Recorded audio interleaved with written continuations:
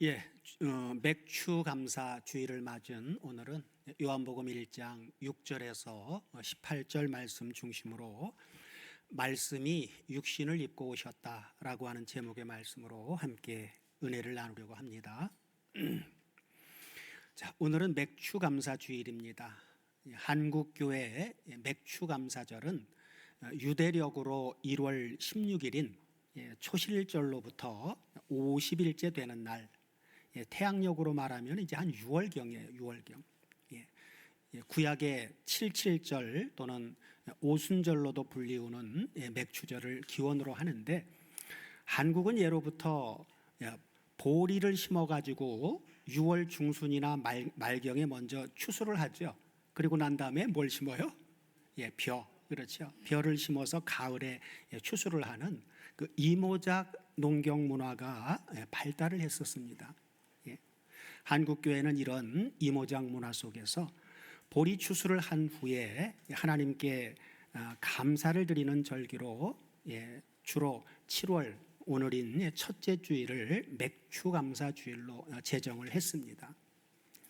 이것은 유대인의 맥추절과 한국의 농경 문화를 결합한 한국 교회만이 지키는 독자적인 절기예요. 보리 추수 후에 상반기 동안 하나님께서 우리에게 베풀어 주신 은혜를 돌아보면서 감사하는 절기입니다. 그러나 이것은 뭐예요? 구약의 모형, 그렇죠. 모형인 추수감사절의 토착화입니다. 구약 성경의 맥추 감사 주일의 실상은 바로 이제 마태복음 3장 11절, 12절을 같이 보시면 밥티스테스 요한의 증언대로 이렇게 이제 말씀해 주고 있죠. 다 같이 한번 보겠습니다. 나는 너희로 회개케 하기 위하여 물로 밥티조를 주거니와 내 뒤에 오시는 이는 나보다 능력이 많으시니 나는 그의 신을 들기도 감당치 못하겠노라. 그러면서 그분은 바로 성령과 불로 너희에게 세례를 주실 것이요 하죠. 그래서 밥티스테 요한, 밥티스테스 세례자라고 하는 뜻이에요. 세례자 요한은 뭘로 세례를 줬어요? 물로, 물 속에 집어넣었다 꺼내는 것으로.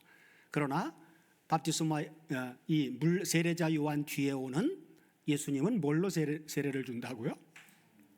그래서 세례자 요한은 물 속에 집어넣었다 꺼내는 그런 행위로 세례를 줬다면 예수 그리스도는 어디에다가요? 성령 속에 집어넣었다 꺼내고, 또 하나는 불 속에 집어넣었다 꺼내는 그런 세례를 주시는 분이다. 그러면 성령 속에 집어넣었다 꺼내는 것, 불 속에 집어넣었다 꺼내는 이 세례는 무엇을 말해주느냐? 바로 12절에서 설명을 해주고 있죠. 손에 키를 들고 자기의 타작마당을 정하게 하사 알곡은 모아서 곳간에 드리고 쭉정이는 꺼지지 않는 불에 태울 것이다. 그래서 바로 알곡은 하나님의 자녀들을 비유해 주고 있죠. 그래서 예수님은 하나님의 자녀들을 성령 속에 집어넣어 주는 밥티죠. 그리고 하나님의 자녀가 아닌 가라지들, 이 가라지들은 어디에? 불 속에 태워버리는 것은 심판을 말해주고 있습니다. 주님은 바로 이런 밥티조를 주러 오신 분이라고 하는 것이죠. 그래서 바로 성령 안에서의 밥티조는 어떻게 현실화되었습니까? 맥추 감사 주일이 오순절이라고 그랬죠. 그래서 예수 그리스도가 십자가에 죽으신 때가 6월절이고 구약의 6월절의 실상이고, 그 다음에 장사 지낸 바 된 기간이 무교절에 이제 바로 6월절과 곧 이어서 일주일 기간은 무교절이에요. 그리고 제3일에 부활하신 이 16일, 1월 16일이 바로 초실절의 실상입니다. 예수님이 부활한 게 영적인 초실절의 실상이에요.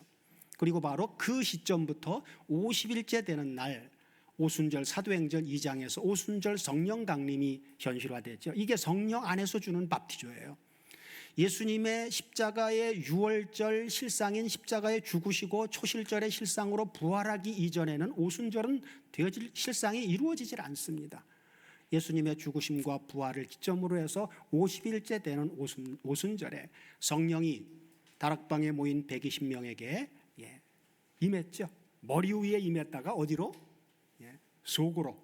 그래서 성령의 충만함을 받고 성령이 말하게 하시는 혀, 성령이 그들의 혀를 주장해서 그리스도의 십자가의 대속의 사건과 죽으시고 부활하신 이 사건을 복음으로 증언하는 역사가 시작이 돼요. 추수가 시작이 되어지는 것이죠. 이것이 바로 맥추감사절의 실상입니다. 그때로부터 지금까지 계속 오순절은 지속되고 있는 것이죠.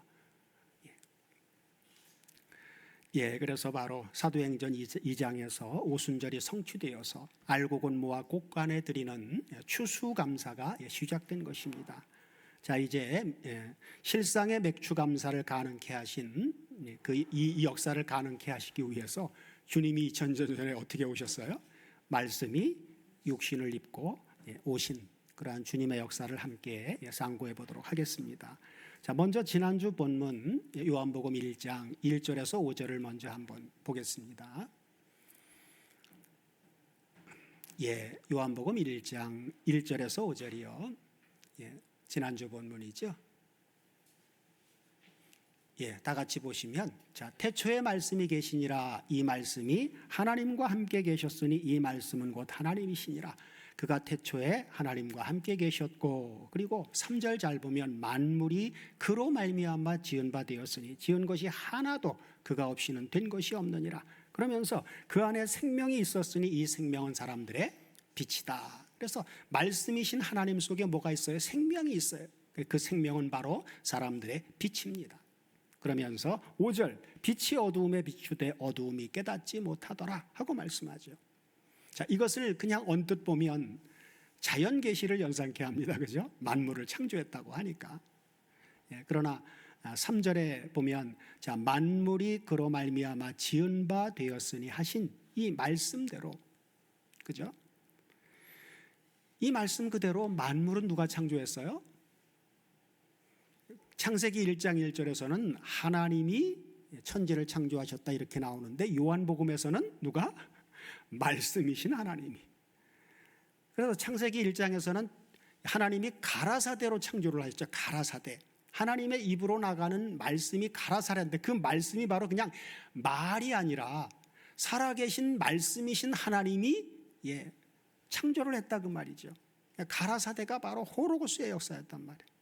그래서 요한복음에서는 바로 누가? 하나님과 함께 계셨던 말씀이신 하나님이 그로 말미암아 만물이 다 만들어졌다 이렇게 이제 말해주고 있는 것이죠. 그래서 지금 우리가 살아가고 있는 이 지구라고 하는 것도, 그리고 이 지구가 우주 공간에 떠 있는 이 우주의 모든 태양계를 중심으로 한 우주는 얼마나 광대한지, 우주는 어떻다고 해요? 과학자들에 의하면 과거엔 아마 사람들이 과학이 발달되기 전엔 몰랐을 거예요. 우주는 계속 고정된 게 아니라 계속 어떻게 돼요? 팽창한다고 그러죠. 계속 우주가 넓어지고 있습니다. 그런 역사들이 하나님의 권능의 역사에 의해서 계속 지금 일어나고 있는 거예요. 이런 우주 만물, 당연히 하나님이 창조를 하셨는데 그 중심을 말씀이신 하나님으로 말미암아 창조하셨다라고 하는 것입니다. 그러나 우리는 이 지구에 사는 인생들은 자기도 하나님에 의해서 창조된 피조물임에도 불구하고 하나님이 창조해 놓으신 이 지구는, 태양이 없으면 지구는 어떻습니까? 지구의 생명은 존재할 수가 없죠. 하루 매일매일을 태양이 찬란하게 온누리를 비추고 있음에도 인생들은 그 하나님의 창조하신 그 하나님의 고마움을 알고 삽니까? 모르고 삽니까? 전혀 알지 못하고 살아요. 그렇죠? 그렇듯이 오늘 본문 9절을 같이 보시면, 9절에 보시면 이렇게 말씀해 주고 있죠. 자, 참빛, 그렇죠? 참빛 곧 세상에 와서 각 사람에게 비치는 빛이 있었나니 하고, 참빛이 임해서 각 사람에게 비치고 있는데도, 자, 10절을 연결해서 보면 뭐라고 합니까? 결과가 그가 세상에 계셨으며 세상은 그로 말미암아 다 창조되었으되 세상이 그를 알지 못하였고, 세상은 봐도 창조자인 그분이 왔는데도 와서 빛을 비춘다라고 하는 것은 무엇입니까? 그분의 입으로 나가는 말씀이, 그렇죠, 그분 속에 있는 생명이 그분의 입으로 말이라고 하는 것을 통해서 그분 속에 있는 생명이 빛으로 비춰지는 것이죠. 그 빛을 비추고 있단 말이에요. 그런데도 세상은 그가 바로 창조자이고 그분 속에 생명을 가지고 있는 참 빛의 존재라고 하는 사실을 알지 못한다 그 말이에요. 심각한 이야기죠. 그죠? 예. 자, 그 결과 본문 11절 연결해서 보시면 뭐라고 얘기를 합니까? 예. 자기 땅에 오매 자기 백성이 알아보지 못하니 당연히 영접하지 아니하였으나 그래요. 이게 자기 땅에 왔다고 우리말로 번역이 되어져 있는데 원문을 보면 이 땅이라고 하는 단어가 사실은 땅이 아닙니다. 그래서 타이디아, 그래서 이제 복수형으로 쓰여 있어서 이디아는 원형이 이디오스인데 이디오스는 자기 자신의 그런 의미예요. 그 뒤에는 바로 뒤에 자기 백성이라고 번역된 부분도 똑같은 이디오스라고 하는 단어의 복수형입니다. 그래서 우리 한글 개역 성경에는 자기 땅에 오매 자기 백성이 이렇게 번역을 했는데 킹 제임스 버전 한글역을 보면 자기 백성들에게 왔음에 자기 백성들이 영접하지 않았다, 이렇게 이제 원문에 가깝게 번역을 해놨습니다. 2000년 전에 성육신에서 오신 그분, 원래는 영원부터 아버지 하나님과 함께 있었던 바로 영적인 존재로서 말씀이신 하나님으로 존재하셨던 분이 자기가 창조한 인간들에게 당신의 영광을 나타내기 위해서, 그리고 죄로 말미암아 죽을 수밖에 없는 그 인생들을 구원하기 위해서 그들과 똑같은 죽을 수밖에 없는 십자가에 죽어질 수 있는 연약한 육신을 입고 오셔서 그들에게 하나님의 생명의 말씀을, 빛된 생명의 말씀을 전하고 있는데 알아보지 못할 뿐더러 영접하지 못한다 그 말이에요. 그래서 여기서 말하고 있는 이 자기 백성, 자기 백성들, 이들은 1차적으로 누구를 가리킵니까? 요한복음은 2000여 년 전 사도 요한이 사역할 당시에 주어진 대상들은 당시로 보면 그 대상들은 바로 누구예요? 자, 아모스서 3장 1절 2절을 다 같이 보시면 아모스 선지자를 통해서 이렇게 증거해 주셨는데, 다 같이 한번 보겠습니다. 이스라엘 자손들아, 여호와께서 너희를 쳐서 이르시는 이 말씀을 들으라. 그러면서 누구에게? 대상이 이스라엘 자손이죠. 이스라엘 자손. 온 지구상에 있는 당시의 사람이 아니라 선별된 이스라엘 자손들아 그래요. 그죠? 그러면서 애굽 땅에서 인도하여 올리신 온 족속을 쳐서 이르기를, 당시에 하나님의 백성들이 부패하게 하나님을 떠나 죄악을 행하니까 아모스를 통해서 얘기를 하는 거죠. 그러면서 3장 2절을 다 같이 보시면 이렇게 말씀합니다. 내가 땅의 모든 족속 중에 너희만 알았나니, 다른 사람은 모르는데 너희만 알았다는 거예요. 그러면서 그러므로 내가 너희 모든 죄악을 너희에게 보응하리라 하셨나니 하면서, 그래서 1차적으로 자기 백성들이 영접지 않았다는 자기 백성들은 바로 선민 이스라엘을 말해주고 있습니다. 그런데 그들이 말씀이신 자기들을 창조한 하나님이 자기들이 살아갈 모든 환경과 여건을 창조하시고 주관하시는 그분이 육신을 입고 오셨는데 알아보지를 못하고 영접하지도 않는다 그 말. 자, 그렇다면 영접한다라고 하는 것은 무엇이며, 또 이것이 영접한다라고 하는 이것이 중요한 이유는 무엇입니까? 12절을 같이 보시면 본문 12절에서 이렇게 말씀해 주고 있죠. 자기 백성이 영접지 않았는데, 그런데 요한복음 1장 12절을 보면 아주 유명한 말씀이죠.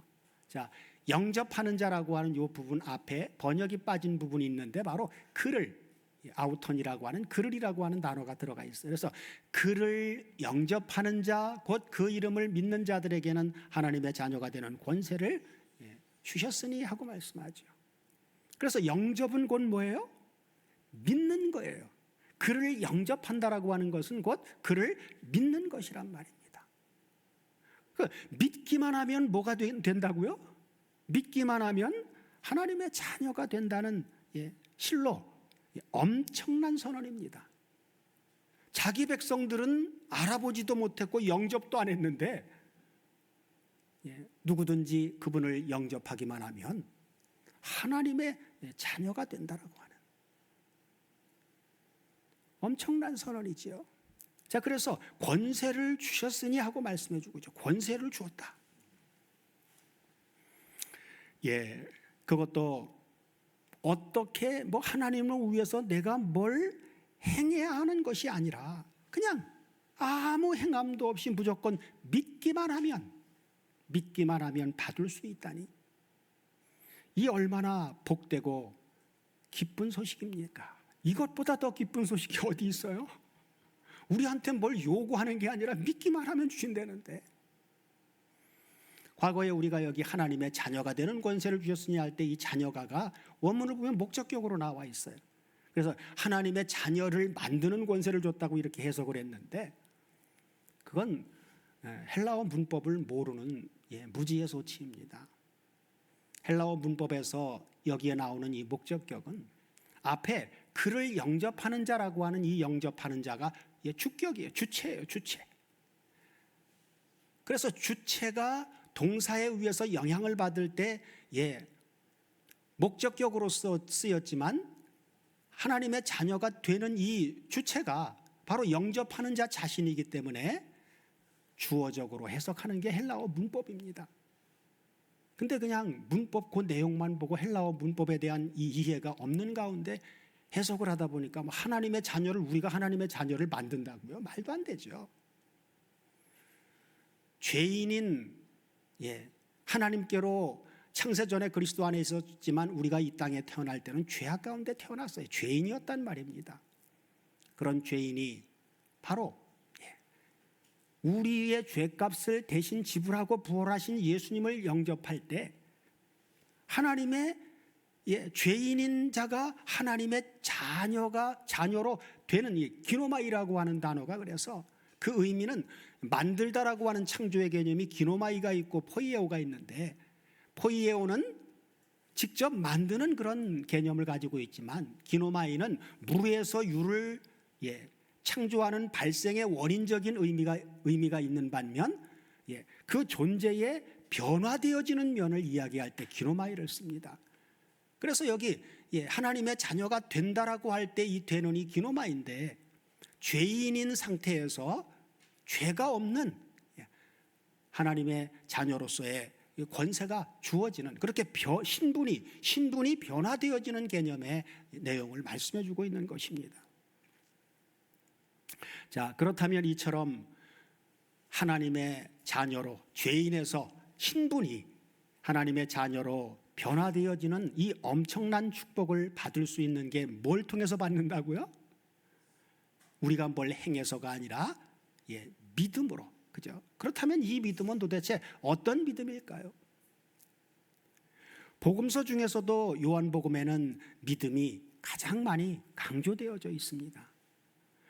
믿음이 처음 등장하는 것은 바로 오늘 본문 1장 7절인데, 이것은 세례자 요한의 증언입니다.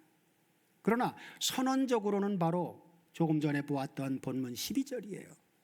12절에 보면 그 이름을 믿는 자들에게는 하나님의 자녀가 되는 권세를 주셨으니 하신 이 말씀이 선언적으로는 처음입니다. 하나님의 자녀가 되는 권세를 받을 수 있는 이 믿음이란 도대체 어떤 믿음이냐 그 말이에요. 이 점을 분명히 해두어야, 그래야만 뒤에 가서 구원에 이르는 참 믿음과 그렇지 못한 믿음을 분별할 수 있게 되고, 또한 현대교회의 믿음을 점검하는 시금석이 될 수가 있습니다. 자, 먼저 믿음 자체가 구원을 주는 것일까요?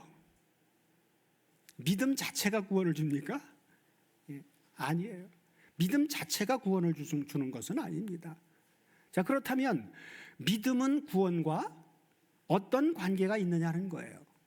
그래서 에베소서 2장 8절을 보면 우리의 구원을 이렇게 이제 설명해 주고 있죠. 자, 너희가 그 은혜를 인하여 믿음으로 말미암아. 그래서 믿음 앞에 전제가 있죠. 하나님의 은혜를 인하여. 그렇죠.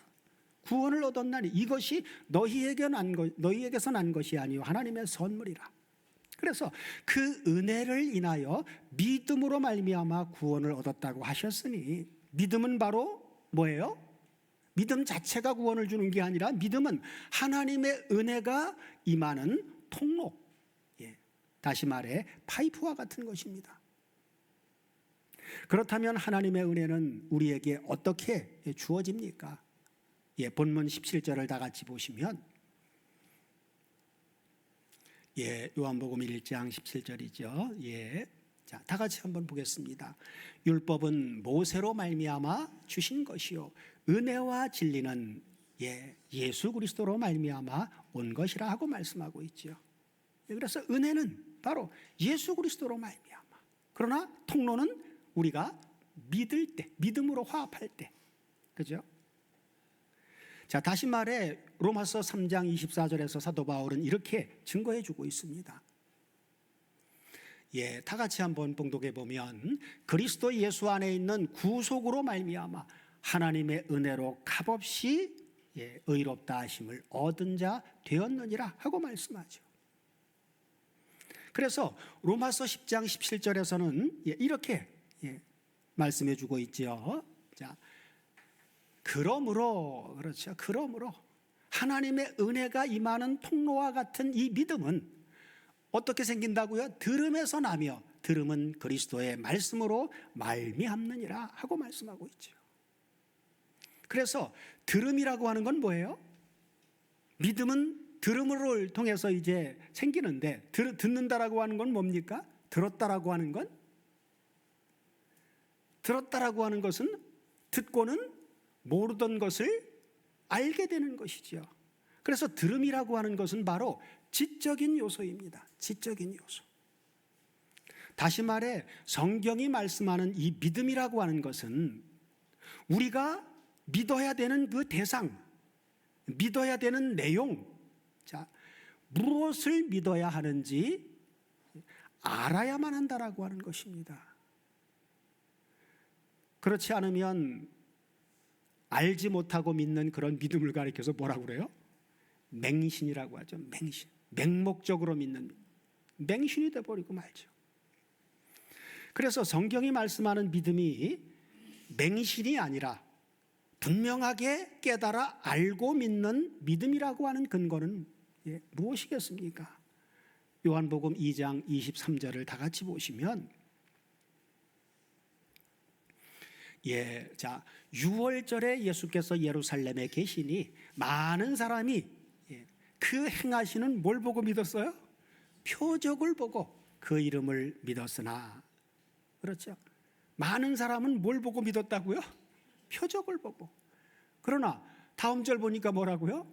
예수는 표적을 보고 믿은 그들에게 자신의 몸을 의탁하지 아니하셨으니 이는 친히 모든 사람의 속을 다 아심이요 또 친히 사람의 속에 있는 것을 아심으로 사람에 대하여 아무의 증거도 받으실 필요가 없으심이라 그래요.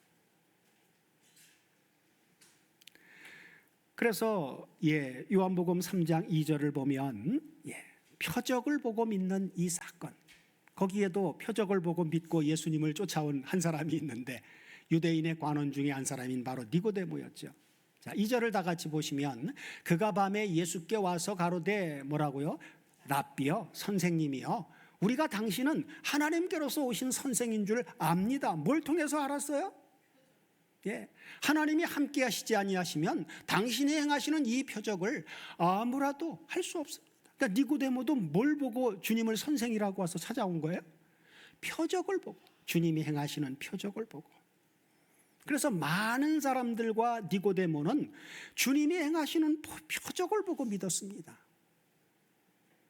주님은 오병이어의 표적을 보고 믿고 따르는 사람들에게도 무엇을 말씀해 주셨습니까?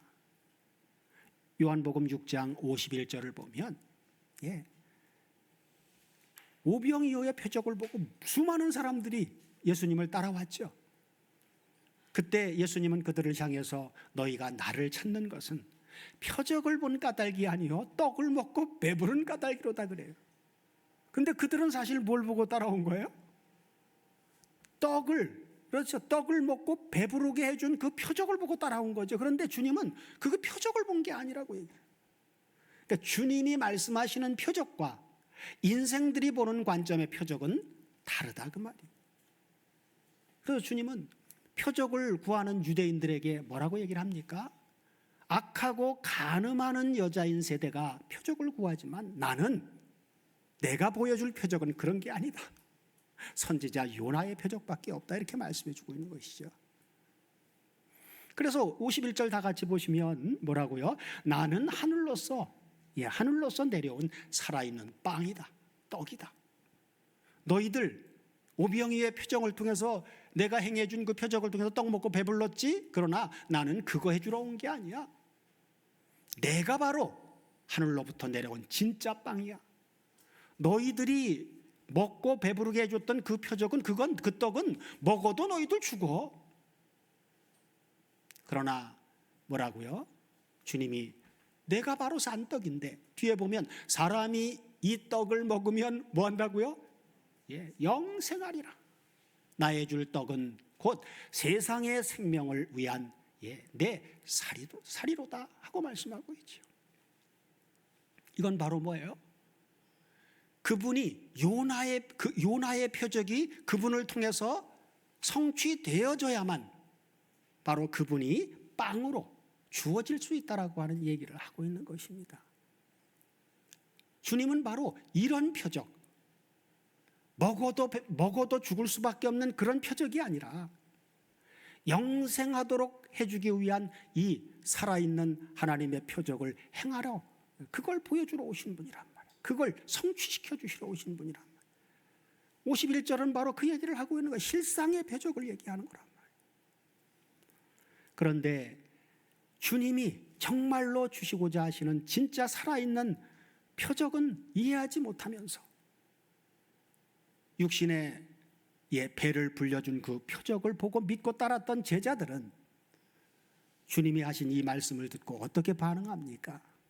그래서 60절, 6장, 요한복음 6장 60절을 보시면 이렇게 반응을 하죠. 60절이요. 자, 제자 중 여럿이 듣고 말하되 이 말씀은 어떻다고요? 어렵도다.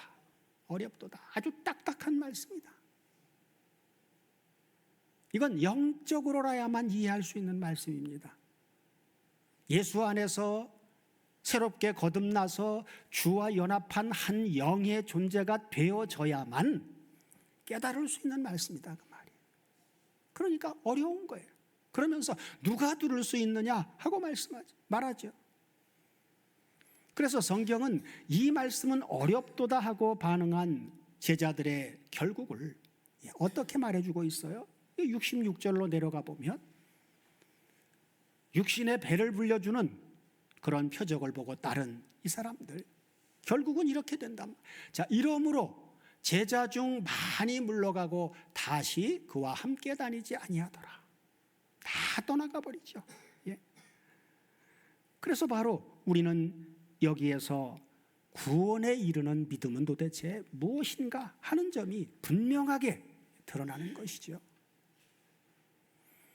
주님이 우리에게 주시고자 하시는 영과 생명의 말씀을 들어서 깨닫고 아멘, 아멘 하고 믿는 믿음, 그것이라야 영접하는 사건이 되어지고 그것이라야 바로 믿음으로 하나님의 자녀가 되는 권세를 받는 놀라운 엄청난 믿음이라고 하는 사실입니다. 성경은 그래서 우리를 구원에 이르게 하는 이 믿음, 그것에 대해서 요한복음 3장 3절에서 니고데모에게 밤에 찾아와서 표적을 보고 찾아온 니고데모에게 이렇게 말하죠. 예수께서 대답하여 가라사대 진실로 진실로 내게 이르노니 사람이 거듭나지 아니하면 하나님 나라를 볼 수 없느니라. 그렇죠. 거듭나야만 된단 말이에요. 그래서 요한복음 1장 13절에서 이렇게 말씀해 주고 있는 것이죠. 오늘 본문 13절을 다 같이 보시면, 자, 그를 영접하는 자 곧 그 이름을 믿는 자들에게는 하나님의 자녀가 되는 엄청나고 놀라운 권세를 주셨는데, 그것은 바로 혈통으로나 육정으로나 사람의 뜻으로 된 것이 아니다 그 말이에요. 오직 하나님께로서 난 자들이니라 하고 말씀해 주고 있죠. 하나님께로 났다라고 하는 게 바로 거듭난 자다 그 말이에요.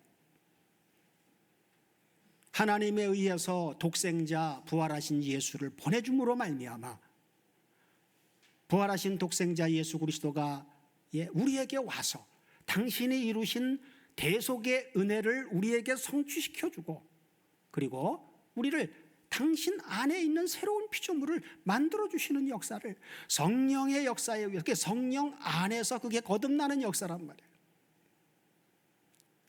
그게 바로 하나님께로 난 자다, 거듭난 자다라고 하는 것을 말씀해 주고 있는 것이죠.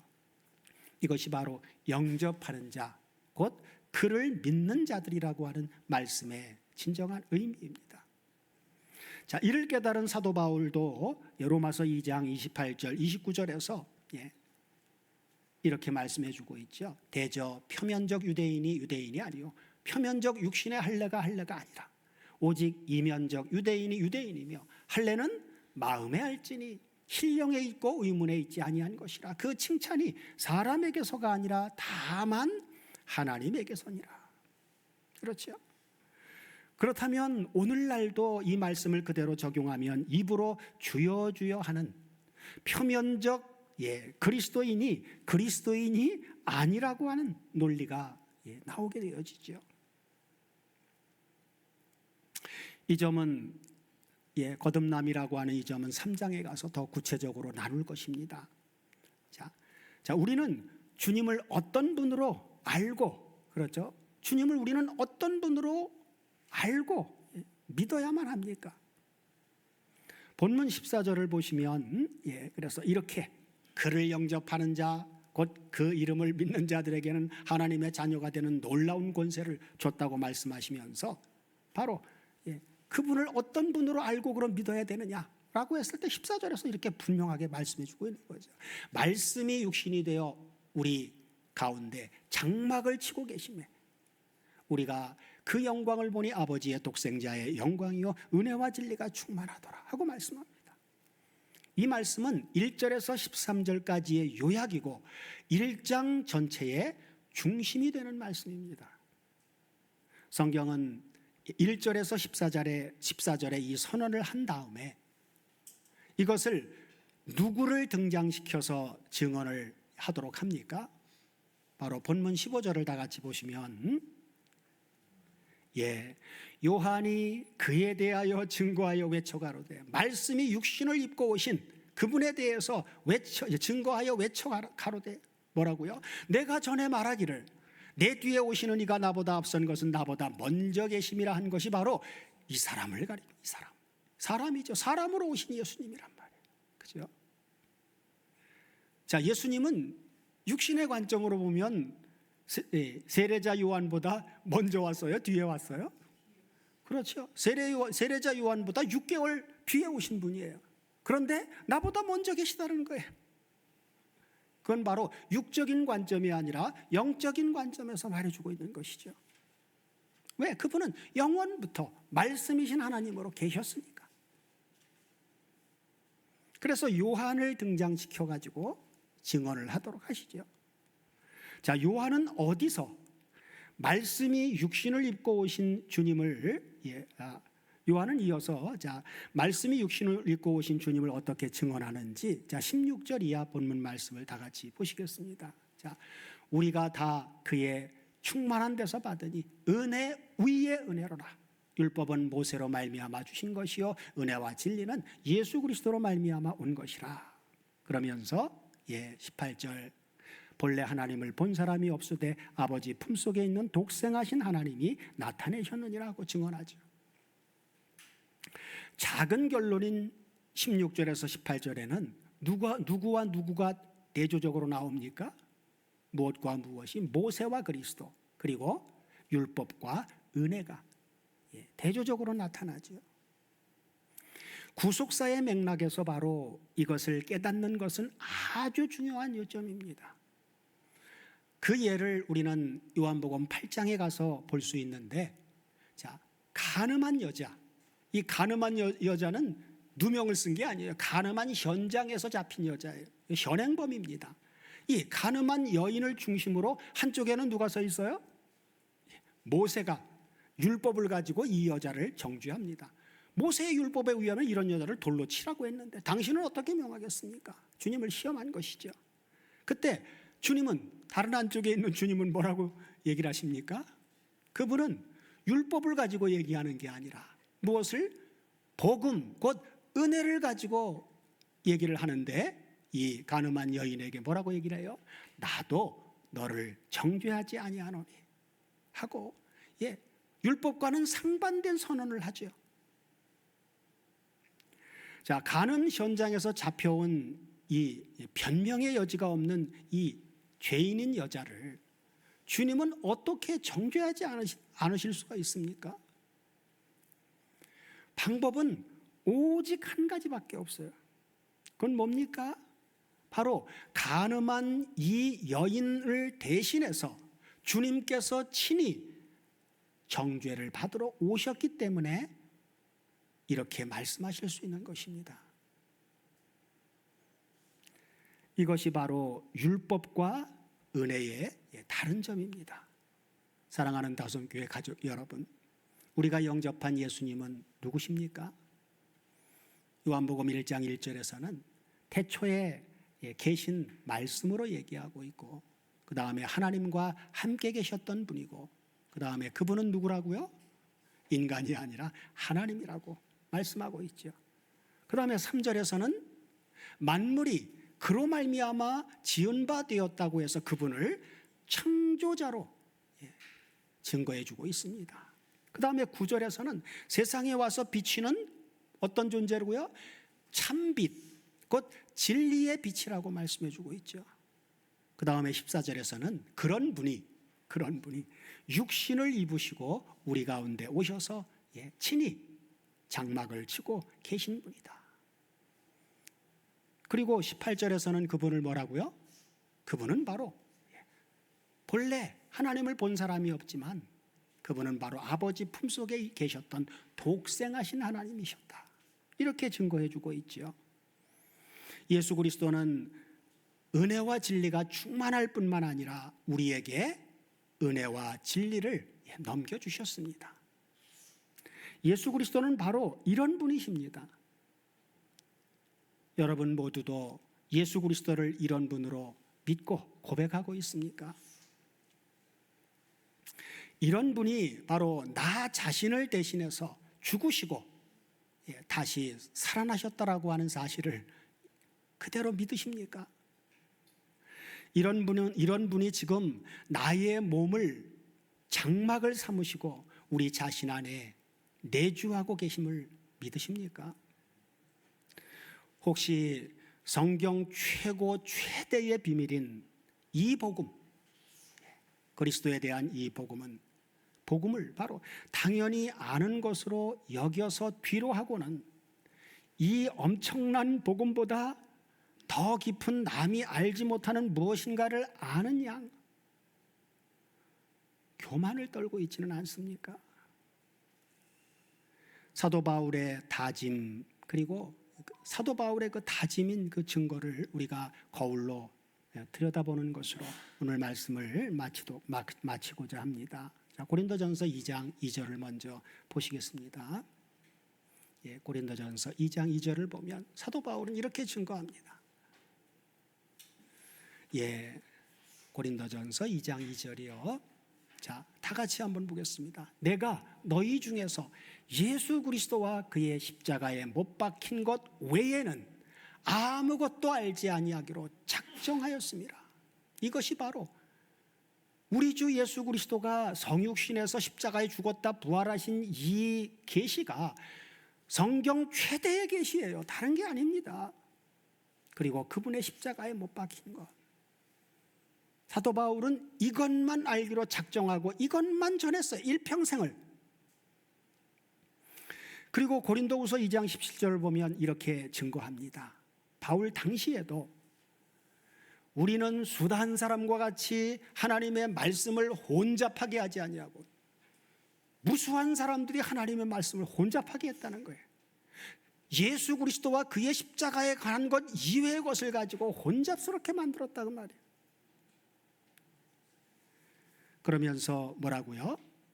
우리는 그렇게 하지 않는다고 하면서 곧 순전함으로 하나님께 받은 것 같이 하나님 앞에서와 그리스도 안에서 예수 그리스도와 그의 십자가에 못 박힌 것을 계속해서 말하노라 하고 말씀해 주고 있죠. 우리 모두로 성경대로 영원부터 하나님과 함께 계신 독생하신 성자 하나님이시고 만물의 창조자이시고 죄를 없이 하실 참 빛이 되시며 또한 육신을 입고 오셔서 우리 죄를 대속하셨을 뿐만 아니라 부활하여 하나님의 성전된 몸으로 우리에게 와서 우리와 연합하여 하나 되신 우리 주 예수 그리스도를 믿는 믿음으로 날마다 하나님의 영광과 찬송이 되는 삶을 살게 해주시기를 우리 주 그리스도 예수의 이름으로 축원드립니다.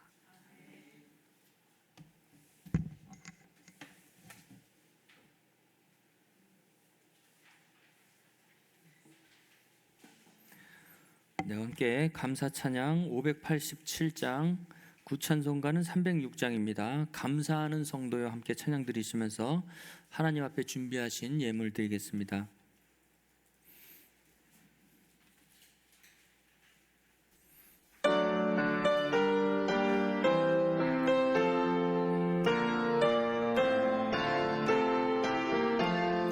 감사하는 성도여 주수 찬송 부르세. 추운 겨울 오기 전 염려 없게 걷었네.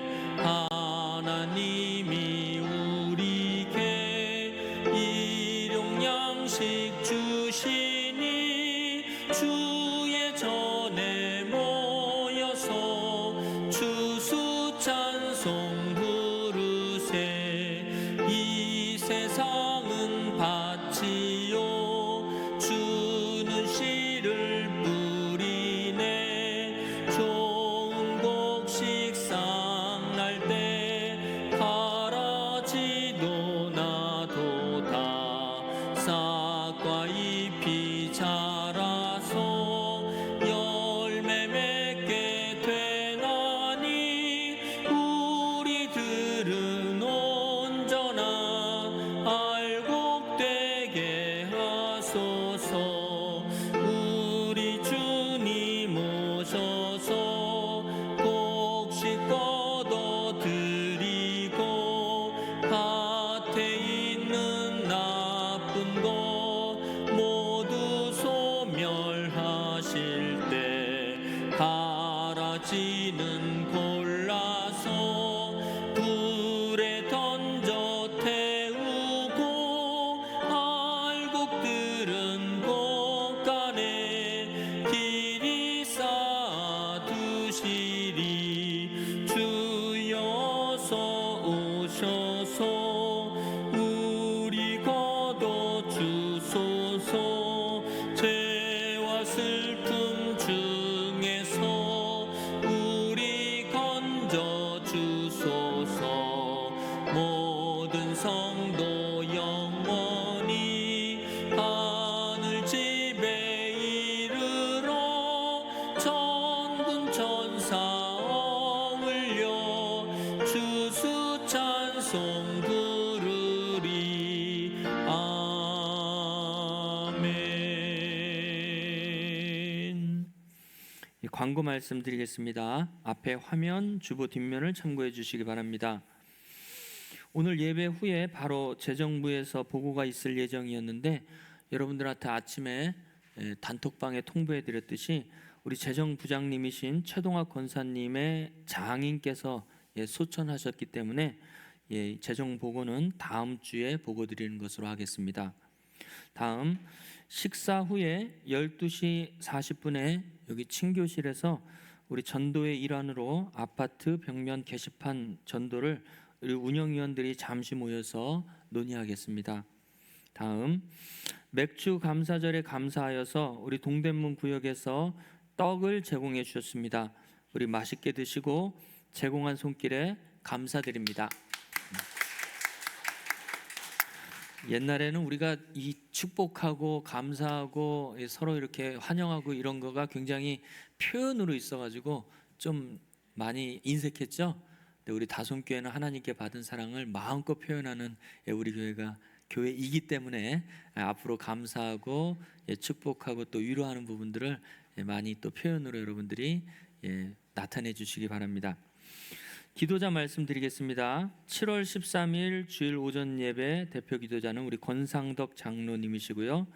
그리고 오후 예배 대표 기도자는 윤명현 전도사님이십니다.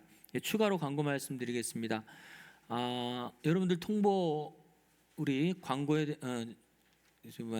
소천하신 그 부분 여러분들 광고에서 읽어보셨겠지만 화요일 날 지금 이제 장례를 화요일 날 그 병원이라고 그랬나요? 거기 병원으로 써 있죠. 그 병원에서 입관과 동시에 그날 발인을 한다고 그래요.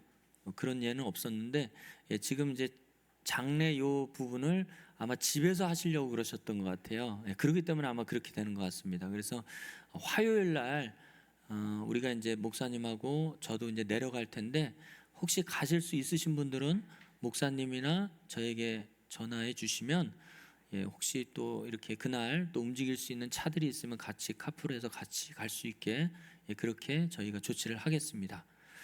광고 마쳤습니다. 다 같이 자리에서 일어나셔서 찬송가 53장 성전을 떠나가기 전 1절만 찬양 부르신 후에 담임 목사님 축도로 2025년 7월 첫째 주일 오전 예배를 마치겠습니다.